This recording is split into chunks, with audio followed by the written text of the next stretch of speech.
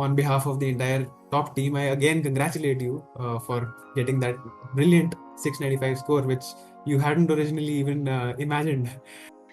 And my passport had already expired. So even when like I reached the test center, they said you have 20 minutes. So I called up my parents. They quickly drove to the center to give me my passport, but my passport had expired.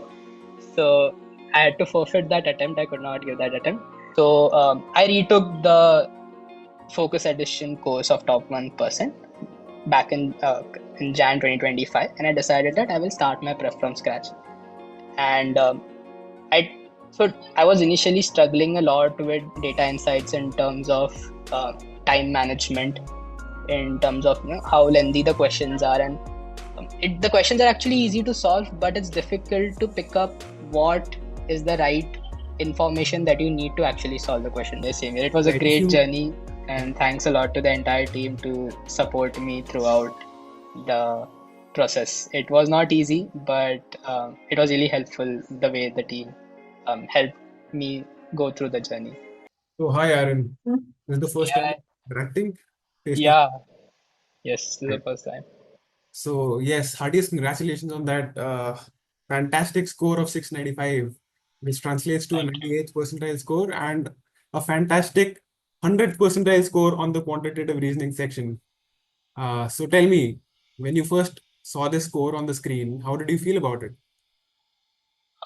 I was actually surprised to see this score. Like during the paper, when I was attempting it, I thought like I had lost this attempt as well. And I felt, ki, okay, let's at least not give up and keep on going through the paper. And when I saw the final score, I was really shocked to see it as a 695. I stared at the screen for 5 to 10 minutes to just see if it was actually 695 or I had misread it. Yeah, But that yeah, happens to a it was lot of people, surprising. I think, when they're baffled with their scores. So in your case, right, you said that you started with the quant section, right? And then Yeah, you felt that probably somewhere you've made a mistake, yeah, but still it happened to turn out to be a Q90, right?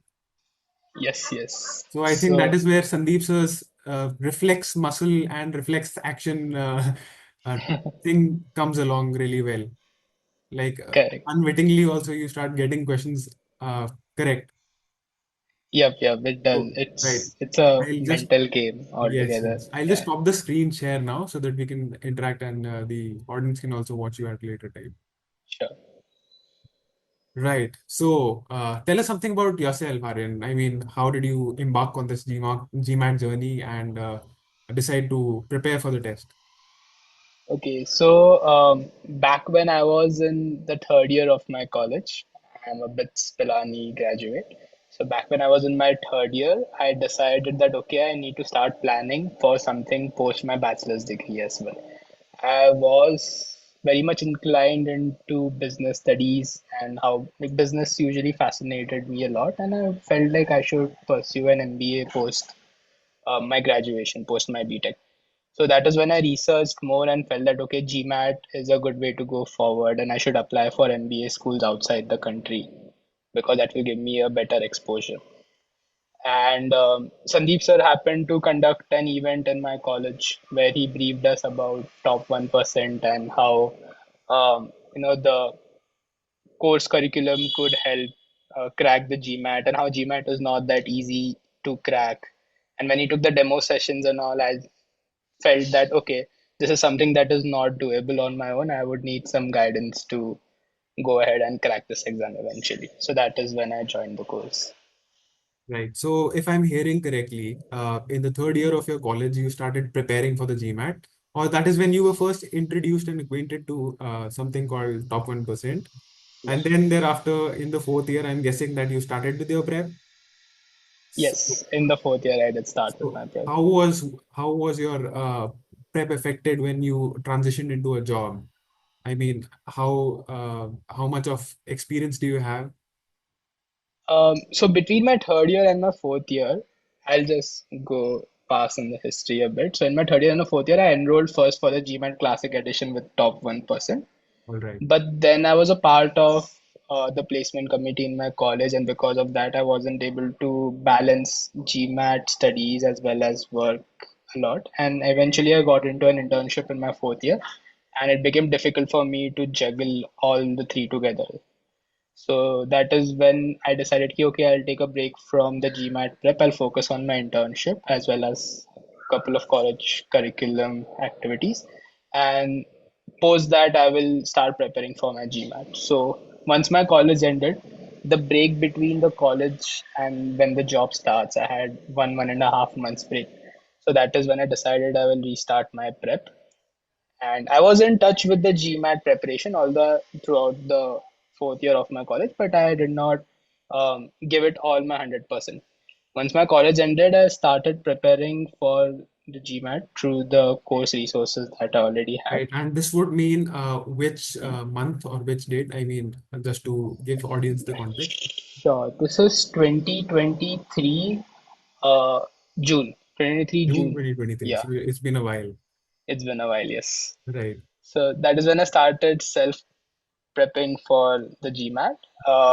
I towards the end I started giving mocks, but I wasn't able to touch the score of 690 as well. I had already enrolled for the exam, but like in the last week of the exam, I wasn't able to get the desired score, and I was very confused as We to are what to talking do. classic edition right now when we Classic say edition, 690. And here yeah, you are on the focus edition scoring a 695. yes, So yes, okay. So that civilian was your scores. regular, I mean, back then were you preparing with top or was it I was independent? preparing with top itself. I Or did not have access to the course at that time because that had expired. But okay. I had done major portion of the course already during my internship time. Although I had not, like I said, I had not given my 100% to the course, but I had watched the videos, I had my notes and the resources also, the question documents and everything from top 1%. So I started preparing. I booked my attempt, but when I reached for the attempt, I did not know that we needed a passport. And Happened with me. oh, okay. Yes. So back then, I So think because of uh, COVID, I think there was this thing that you could have turned up showing your Aadhaar card and you could have entered. That was the notion that I had. same, So same. yes, Even I had the notion. So they had asked. So in the mail, they officially asked to get an ID proof, and I thought an Aadhaar card would work. So, but there was a link to it in the description to check in which country, which kind of document is considered as an official ID proof, which I did not go and check in further detail. And my passport had already expired. So even when like I reached the test center, they said you have 20 minutes. So I called up my parents. They quickly drove to the center to give me my passport, but my passport had expired. So I had to forfeit that attempt. I could not give that attempt. Then uh, I started with my job immediately a week later after that when I joined Flipkart. And through the job also, I took a month's break to settle down, and then I restarted my prep again. This would have been August or September of 2023. all right, Again, through the documents that I had, the course material notes that I had already made, and everything. And I decided to give an attempt in January 2024. This was my second attempt that I had planned to give. And I guess that was the last month of the GMAT Classic Edition. I guess post that from Feb 2024, GMAT was going to switch to the Focus Edition. So I felt, okay, this is my only chance. I've already prepped so much, and maybe I can give one more attempt and score.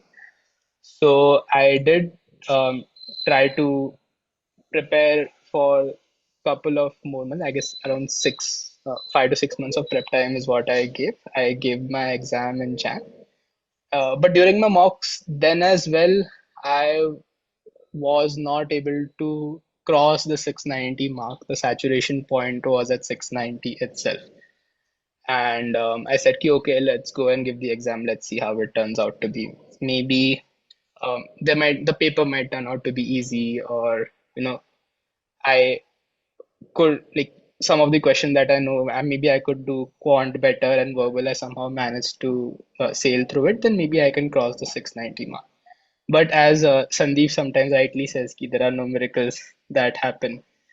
Whatever is the that's score it. that you get on the mocks is the true reflection of where you stand, Correct. irrespective of it being an official Absolutely GMAT right. mock or the mock portal tests. Yes. So that is what happened in my second attempt in the GMAT Classic Edition. I scored a 690, and I was kind of disappointed that I need to, um, do this properly. This cannot be enough of where do I need to go next in my MBA journey. Right. So I'm trying to understand, transitioning over to the focus edition, how did you deal with this entirely new section called data insights? I mean, was it a pain point in the beginning? Because a lot of students struggle with data insights a lot. So I want to know Ye- whether it was uh, a strong point for you, or have you also improved in data insights? So I come from an analyst background, so I felt data insights was something I could manage. Although in the GMAT Classic Edition, there was a data insight part. It was not graded in the final Integrated score. reasoning. Integrated reasoning, yeah. But there also, I did not focus a lot because I know it was not going to affect my Not score much. correct, correct. But when I attempted those questions in the final mock, it turns out that the questions were pretty much difficult. Not in the final mock, in the final 690 attempt that I gave back in 2024 Jan. The questions turned out to be a bit tricky and difficult, and I felt ki okay, just like how verbal and quant would have some techniques to solve the particular questions, maybe this section also would have some techniques to solve it. So I retook the Focus Edition course of Top 1% back in Jan 2025, and I decided that I will start my prep from scratch. And I so I was initially struggling a lot with data insights in terms of uh, time management, in terms of how lengthy the questions are, and the questions are actually easy to solve, but it's difficult to pick up what is the right information that you need to actually solve the question. So if I used to solve it untimed, I was able to solve the questions correctly, but in a timed manner. Uh, Due to the pressure, it really fluctuated my performance in the data insight section. Right. I think that happens to a lot of people. Initially, they just can't wrap their heads around all the information, and slowly and Yeah, steadily they understand. I think maintaining notes is something that helps a lot of students. I mean, if you can draw patterns and connect the dots between various kind of questions, I think in the long term, if you keep revising those notes, it really helps. That is my personal opinion on it. yeah. So yes, talking about resources, were there any specific resources that you really liked in the entire course programming, which really helped you improve, maybe take that quant score up to a 90 or improve on your verbal? Verbal is also a 90th percentile. Okay. So the entire course is very much self-sufficient in itself. The portal is really something that impressed me a lot. As I have almost solved the entire portal, all the 8 to 9 mock tests, full-length mock tests that were there, all the topic-wise tests, and even the marathons, long seatings that are there in the portal. I all solved almost all of them in a way, to gain that practice, to gain that hang of being in the time, and managing difficult questions in between. So that is really a great way to practice. Second, the videos in the top one portal are also very helpful. It's not just the methods to solve the questions, but also when Sandeep sir himself solves the questions, to read between the lines of the way he's thinking, the way he's approaching the problem. Like even if you know ki, okay, you have to use the assumption negation technique, for example, but how do you exactly apply in the questions? How do you read a question to exactly know how its negation works, or how do you um, look through the answers and get what eliminate and get towards the right answer is something that is very impressive, and it's necessary to understand that in detail and very well. So Right. that is something that really You've helped me a lot. elaborated that really well. I mean, sometimes people are just in a hurry to complete the entire course curriculum, and I think it doesn't work that way. You have to nail every concept down 100%. Like you said, assumptions, if it was turning out to be a little tricky, I think if you head back to all the video instruction and go through all the video relevant video material there is, then it becomes a little more clearer, and with each iteration it solidifies, and you have a very robust understanding of each topic. So I think Yeah. right That is what happened with me during my prep. So I started preparing in Jan again. I decided that I would give an attempt in June.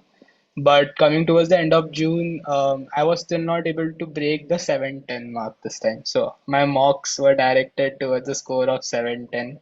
so I'm you talking were about in a classic edition okay, format. Yeah. right, so Because I'm used to that 655, scoring method. because oh, all right, I understand. 645, I think so, was a score that I used to get in my mocks during that time in the Okay, official and mocks. this is while you were balancing work with everything. Yes, I was balancing work as well. So I used to wake up at 5 a.m. in the morning. I used to study from 5 to 9, then head to the office, work till 6, 6:30, get back from office, and then do an hour or two of a study session in the evening itself, like from 8 to 10 or something like that.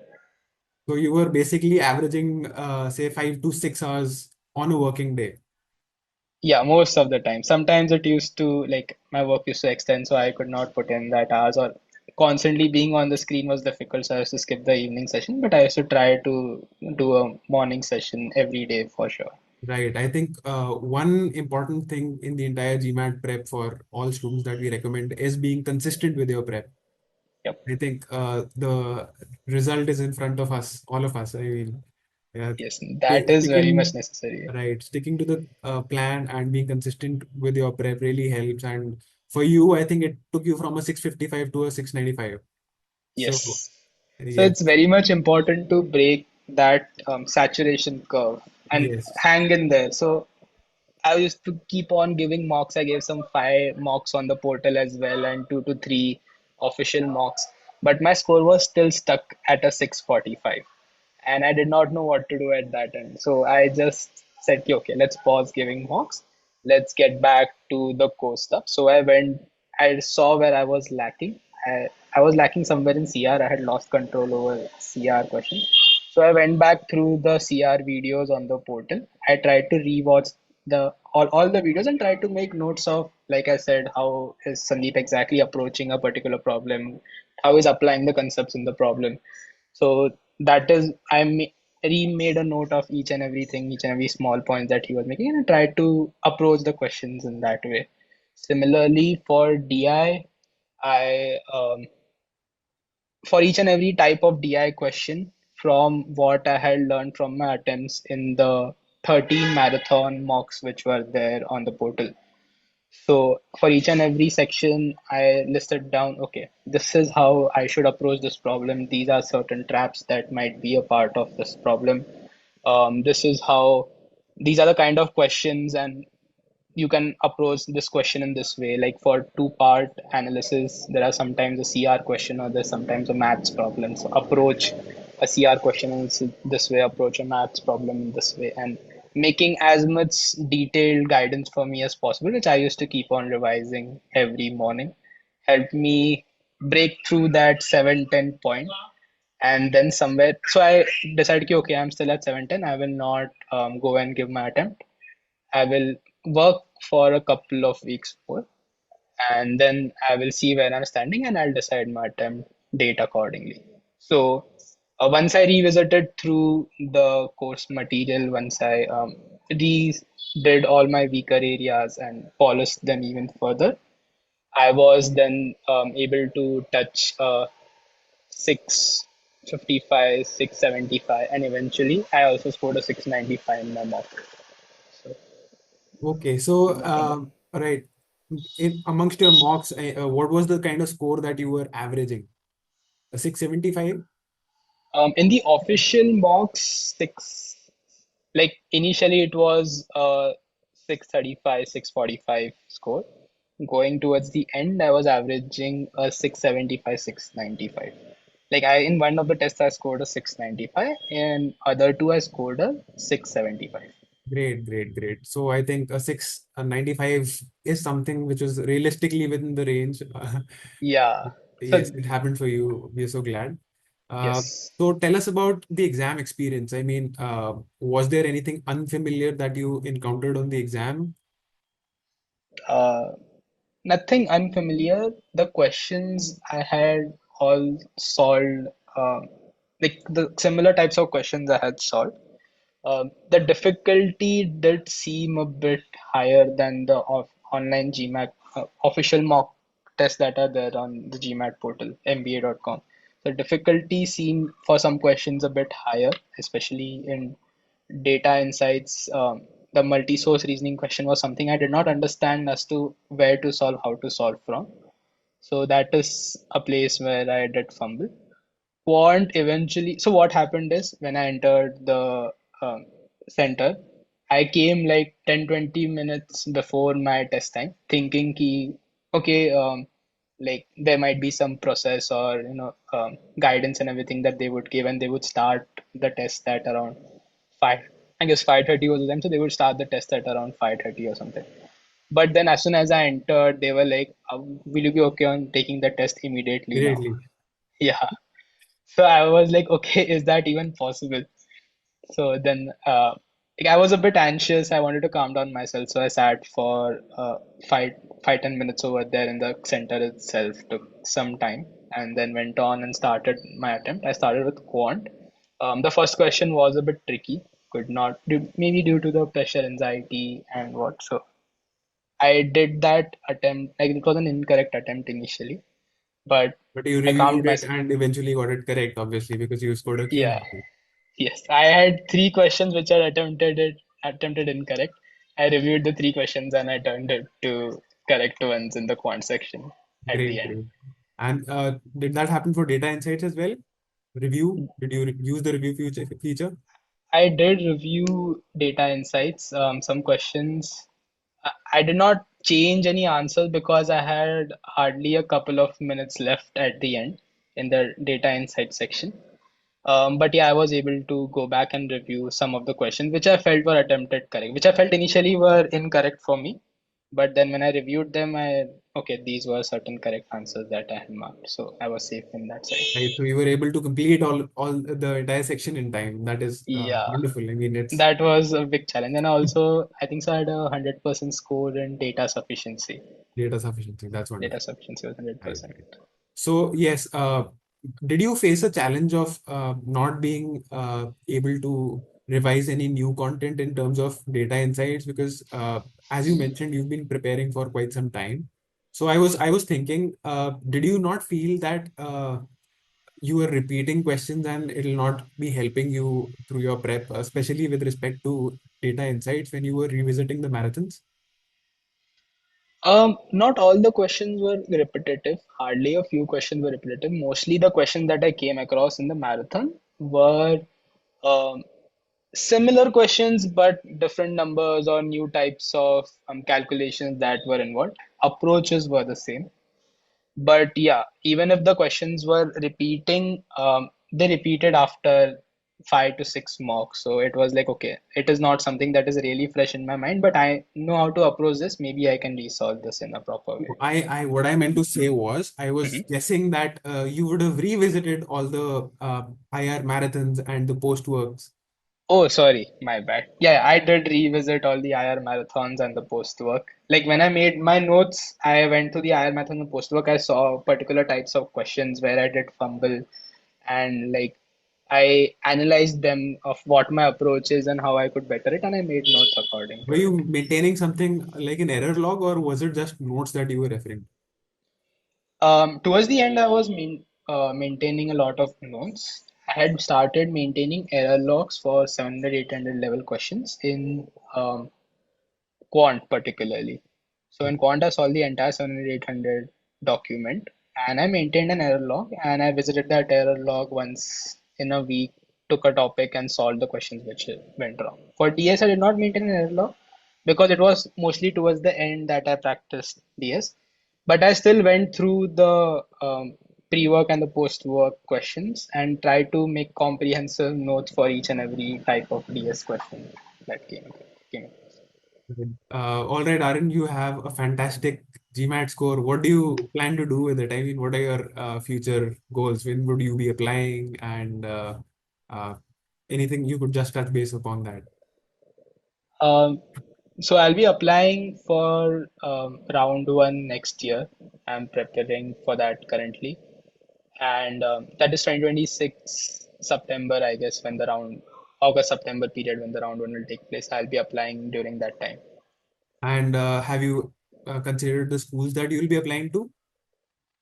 Mostly targeting M7 and the top 10 out there in the US. Great, But that's yeah, wonderful. Yes, I yes. think it'll also be very practical if you apply in the next year, considering the geopolitical scenario. Yeah, correct. And I also have currently 2 years of work experience itself, so I don't think so that would suffice for a good application and profile Correct. I when mean, I'll if apply. you could just put in some more leadership onto your profile, I think that'll really help you with the admissions process. Yeah. And are there any specific do's and don'ts that you would have for anyone who's going through this testimonial? Okay. Um, so in dues, I feel what you should just hang in there. Even if you're not able to score, even if you're not able to see that performance in your mocks, just hang in there, go through the notes once again, go through the concepts once again, try to solve particularly what is weak. You will eventually crack the saturation point and move up ahead. So it's more important to not give up and hang in there, is what would be a major do. Uh, a don't would be to not just skim through, like you said, not just skim through the course material and try to finish it, but go through it properly, follow the step-by-step process, and Mastery is read. key, I think. Mastery is the key. Read between the lines, try to understand how the particular concept is applied, how octave is applied, how assumption negation techniques are applied, how strength and weakness is applied in the questions. Try to understand those clearly, and that is when you will be able to smoothly crack the questions out there. Right, that was such a informative interaction that we had, and with all your Thank do's you. and don'ts. On behalf of the entire top team, I again congratulate you for getting that brilliant 695 score, which you hadn't originally even imagined. So, yes, Thank you so much. once again, it was a pleasure interacting with you, and Same. do keep in touch. And Same here, same here. It was a right, if great you journey, and thanks a lot to the entire team to support me throughout the process. It was not easy, but it was really helpful the way the team helped me go through the journey. great, Aryan. It was such a wonderful interaction that we had, and really thank you so much for sparing the time. Thank you so much. All right.